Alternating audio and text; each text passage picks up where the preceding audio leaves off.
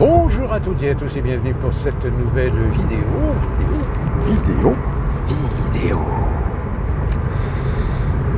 Je vais pas revenir sur l'épisode israélo-iranien, américano, etc. parce que Trump aurait obtenu un cessez-le-feu. Mais aujourd'hui, je crois qu'au moment où je vous parle, normalement, le cessez-le-feu devait s'arrêter. Ça se trouve, peut-être que ça se rebalance de la merde dans la gueule. Alors évidemment, pendant le cessez-le-feu, Israël accuse l'Iran de ne pas avoir respecté le cessez-le-feu et l'Iran accuse Israël de ne pas avoir respecté le cessez-le-feu non plus. Donc ça va progressivement dans la petite escalade. Mais bon, pour l'instant, voilà. Pas grand-chose à dire, si ce n'est attendre de voir où est-ce que ça en est, même si l'Iran a attaqué une base américaine au Koweït ou au Qatar. Au Qatar, je crois. Non, je vais revenir un petit peu en France. J'avais fait une petite vidéo il y a très longtemps de cela maintenant sur l'évolution de la LFI.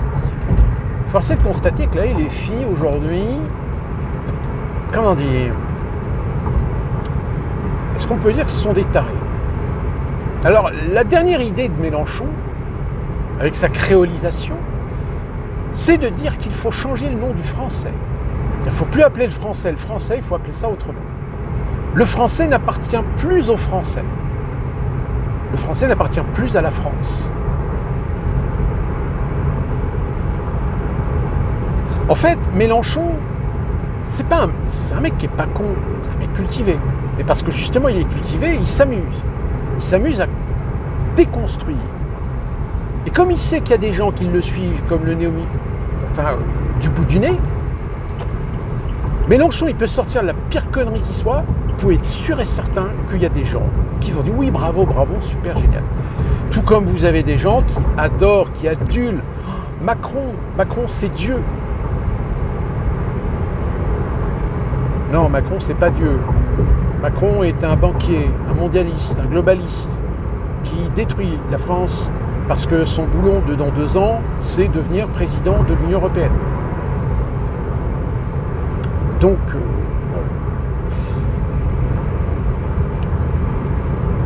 Alors évidemment, on a eu l'épisode Rima Hassan avec Greta. Alors le problème de Rima Hassan, c'est qu'il y a beaucoup de zones d'ombre sur le personnage. Comme je vous l'ai dit, de toute façon, cette opération de com, de buzz, n'avait rien d'humanitaire. C'est parce que ces gens avaient envie de marquer le coup. Et finalement, ils ont réussi parce que pour le camp du bien, Rima Hassan, limite, Rima Hassan pourrait être la dauphine de Jean-Luc Mélenchon pour 2027.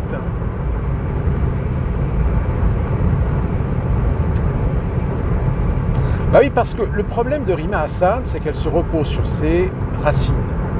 Sauf que elle aime bien sortir le fait qu'elle a des origines palestiniennes, mais faut pas trop insister. Pas trop insister parce qu'en fait son père et son grand-père ont fui la Palestine pour aller vivre en Syrie. Et les activités en Syrie,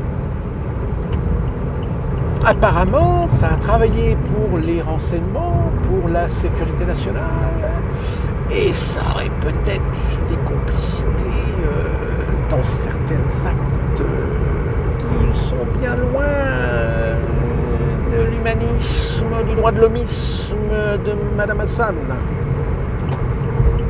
En l'occurrence, torture et génocide. Oups! Et d'ailleurs, dans certaines interviews, il y a certains qui ont essayé de lui tirer un petit peu les verres du nez.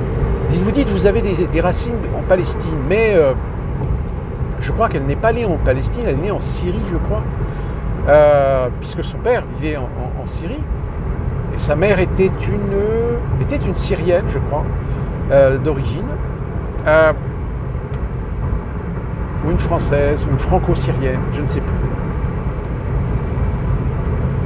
Mais j'ai envie de dire, que ce soit Rima Hassan, que ce soit Bompard, que ce soit Thierry, que ce soit Boyard, que ce soit Panot, ces gens-là respirent la haine. Ils respirent la haine parce que plus ça va, plus leur discours s'oriente vers l'idée que toute contradiction, toute critique à leurs idées, t'es facho, t'es d'extrême droite. Donc vous imaginez ces gens-là, vous leur donnez le pouvoir, ben, ils font une soviétisation de la société française. C'est-à-dire qu'ils font du collectivisme. Le contribuable, il paye tout. Les migrants, c'est porte ouverte. Foyer, nourriture. On leur paye le loyer. On leur payera même un petit salaire en guise de prestations sociales. Un petit revenu universel aux frais de la princesse. Mais ils sont complètement à côté de la plaque.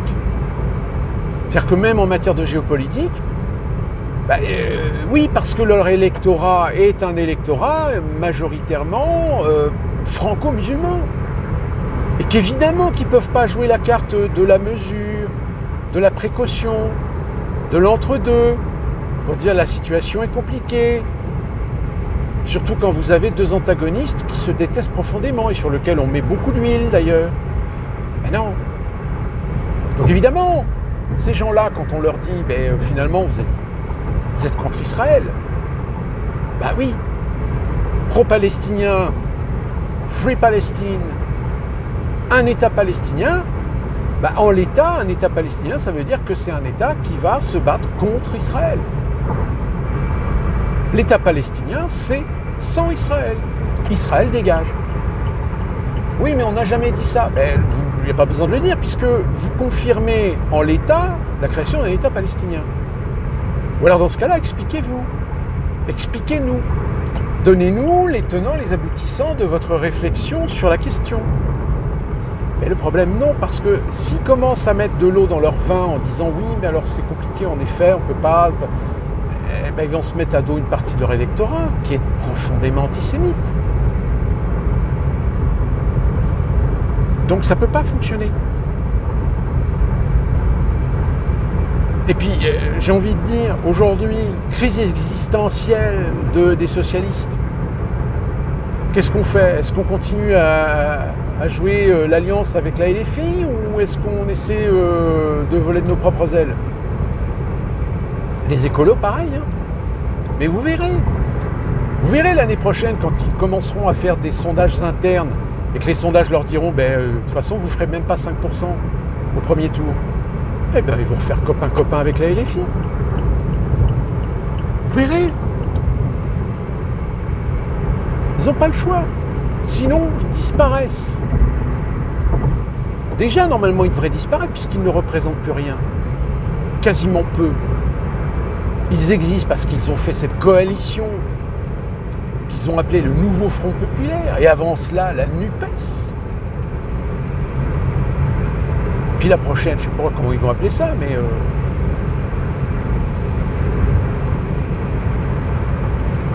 Alors le problème, c'est savoir quelle est la proportion réelle de Français qui sont prêts à voter pour LFI.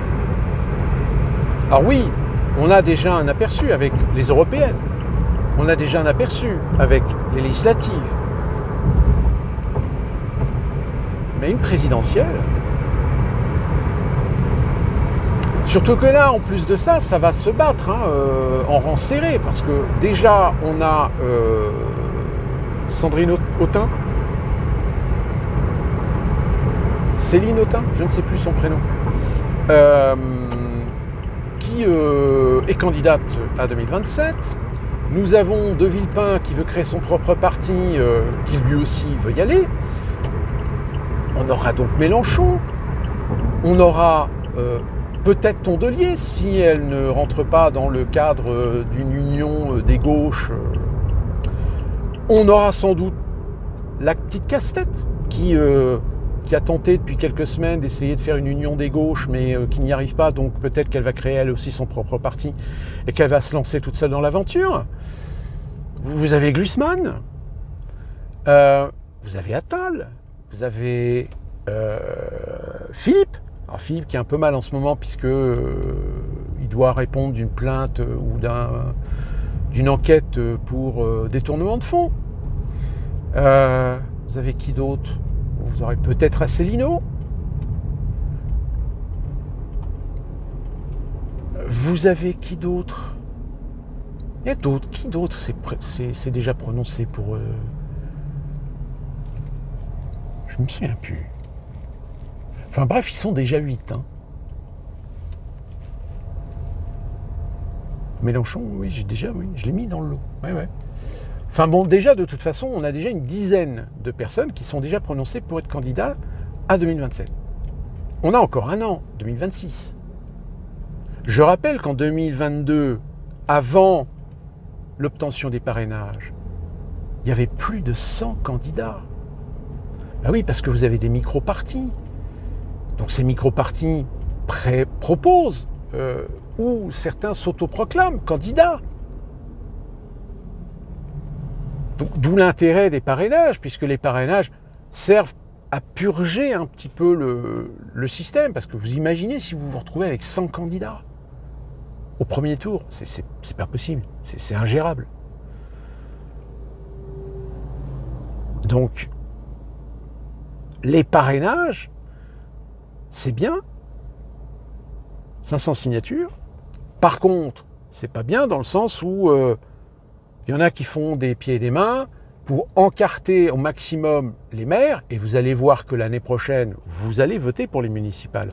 L'année prochaine, ça va se battre pour encarter des candidats qui ne sont pas forcément encartés, qui sont plutôt de gauche ou de droite, mais qui ne veulent pas être encartés d'un parti, qui ne veulent pas être encartés LFI ou Parti Socialiste ou Rassemblement National ou je ne sais quoi. Mais on va les obliger. On va les obliger parce que justement, s'ils n'acceptent pas l'encartage, on les dégage. On les met à l'écart, on les invisibilise.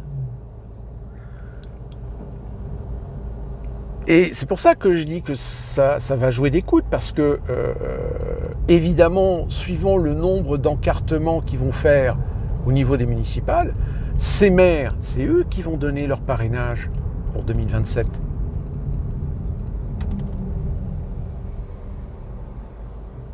Donc vous voyez le deal ? Là, je peux vous dire que la LFI, ils vont mettre les bouchées doubles. Delogu va être candidat pour la mairie de Marseille.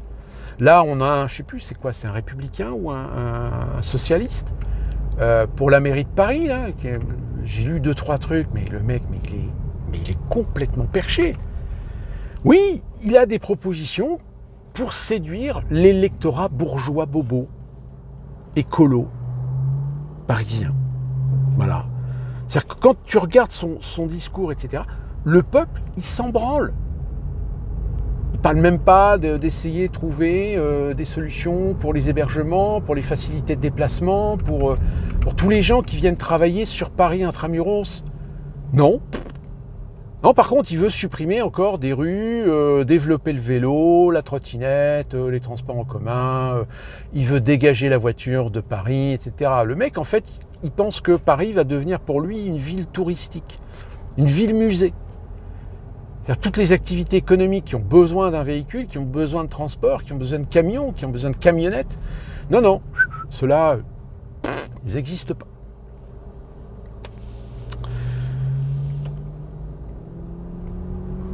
Donc la LFI, oui, ils vont jouer des coups de l'année prochaine pour essayer de dégoter un maximum de maires pour s'octroyer la possibilité, en effet, d'avoir l'assurance d'avoir au moins 500 signatures pour 2027. Quitte même réussir peut-être à inonder les municipales pour mettre le couteau sous la gorge aux socialistes et aux écolos. Si les socialistes se rendent compte qu'ils n'ont plus assez de maires pour pouvoir avoir 500 signatures pour une candidature indépendante au nom du Parti socialiste, Glucksmann par exemple, Glucksmann, comment il va faire pour atteindre ces 500 signatures? Parce que quel maire, un tant soit peu intelligent, informé, donnerait son parrainage à Glucksmann? Le mec qui est un traître à la nation, le mec qui a fricoté avec la CIA. Enfin,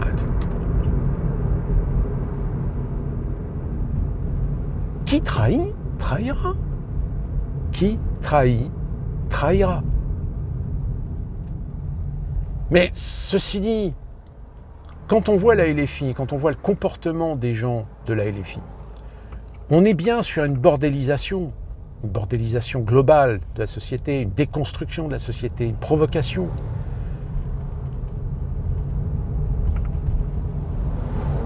J'ai envie de dire, aujourd'hui le Rassemblement national, regardez le Rassemblement national, mais qu'est-ce qu'ils sont en train de faire? Alors, je ne sais pas, est-ce que Marine Le Pen est en train d'essayer de nous jouer un coup de Trafalgar? Et au dernier moment, pouf, elle va sortir son joker en disant « Oh, Frexit !» Bon, sauf que, pour ça, il faudrait que déjà Marine Le Pen puisse aller à l'élection. Je rappelle, l'année prochaine, on saura que l'année prochaine, si la justice valide son éligibilité ou pas. Je pense qu'ils vont le valider. Hein. Et franchement, même si vous votez Rassemblement National, dites-moi honnêtement, est-ce que vous vous rendriez, comment dire, est-ce que vous iriez à voter les yeux fermés pour Bardella parce que c'est le Rassemblement National? Parce que, je suis désolé, mais le gamin, il n'a pas les épaules, quoi. Aujourd'hui, moi je pense que ceux qui ont vraiment les épaules en ce qui concerne les souverainistes, à la limite, il y a Philippot, mais il y en a une qui est en train de monter, c'est Sarah Knafo. C'est-à-dire qu'il y a un moment donné où Sarah Knafo va avoir une telle popularité que je me demande comment elle va faire avec Zemmour. Il y a un moment donné, soit Zemmour accepte de rester le président du parti, fait une primaire pour légitimer Knafo en tant que candidate à l'élection présidentielle, ou alors Zemmour reste sur sa position, c'est moi qui veux être le président. Alors dans ce cas-là, de toute façon, là, la dernière fois, il avait fait 7% au premier tour, mais là, de toute façon, on ne le voit plus. On le voit quasiment plus. C'est-à-dire qu'il y a une surmédiatisation qu'aujourd'hui, le Zemmour, il a quasiment disparu du... C'est-à-dire qu'il a été un phénomène pendant un temps, et là, maintenant... Maintenant, on ne le voit qu'à la mesure de ce qu'il représente, c'est-à-dire 7%. Mais j'ai envie de dire, vous voyez un petit peu l'arnaque. C'est que vous voyez encore aujourd'hui des socialistes et des écolos qui pourtant ont fait nettement moins que Zemmour, mais vous les voyez tous les jours.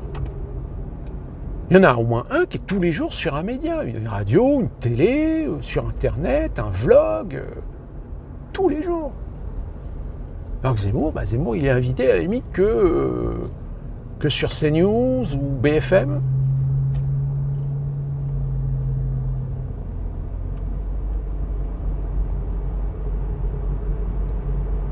Mais j'ai envie de vous dire, le paysage politique français, aujourd'hui, il est à la ramasse, il est par terre, il est à genoux.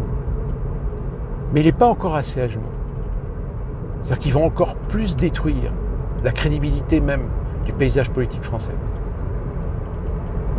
Et je vous l'ai dit, les mondialistes, eux, ils ont déjà prévu le coup. Ça sera soit Attal ou Philippe. C'est-à-dire qu'ils vont tout faire pour qu'un des deux soit au deuxième tour. Face à, alors je sais pas, Bardella, Marine Le Pen ou Mélenchon. Mélenchon, c'est le plan B, on va dire. Et puis voilà, fini the news. Et tout le monde votera, enfin, une grande majorité de Français voteront pour Philippe ou Attal. Parce que ce sont les gens de la continuité Je veux dire, les mecs, ils ont été invités tous les deux à la dernière réunion Bilderberg. C'est pas par hasard. C'est pas Mélenchon. C'est pas Bardella. C'est pas Dupont-Aignan. C'est pas Tondelier. C'est pas Casse-Tête. C'est pas Mélenchon qui ont été invités au Bilderberg. C'est bien Attal et Édouard Philippe.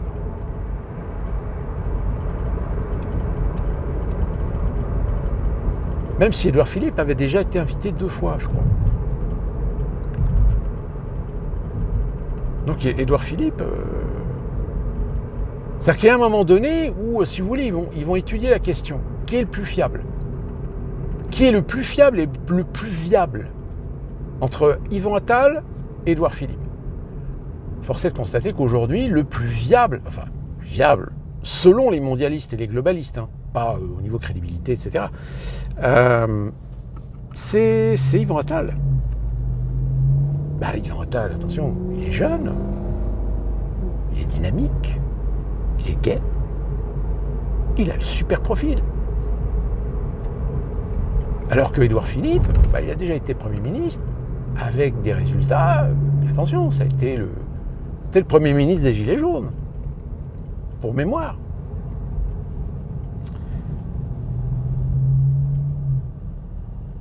Après Hollande, et puis je ne sais plus qui a été le dernier, je ne sais plus qui a été le dernier Premier ministre de Hollande. C'était pas Cazeneuve ? Je ne sais plus. Donc voilà, c'est... Mais la LFI, moi je suis désolé, pour moi la LFI, ils deviennent dangereux. Ils deviennent dangereux parce qu'ils symbolisent la bordélisation du paysage politique, et voire même de l'institution française, de l'institution de la République. Quand on les voit se comporter à l'Assemblée nationale... Alors il y en a qui disent, ouais, ils se comportent comme des voyous. Bon, ça peut être un peu exagéré, mais on ne sait pas ce qui se passe en coulisses. Mais c'est clair que Delogu, dans ses comportements, il a des comportements de petits mafiosi. Sauf que le problème, c'est que le gamin, il a oublié de s'éduquer 2 minutes. Donc des fois, il fait le fanfaron en faisant des tweets, mais il ne se rend même pas compte qu'il se ridiculise. Enfin, je pense que c'est un peu le bordel partout. Mais au final, qui c'est qui subit à chaque fois ? C'est nous. D'ici là, qu'on se retrouve pour une prochaine vidéo. Portez-vous bien, soyez prudents, bougou, puis du mieux.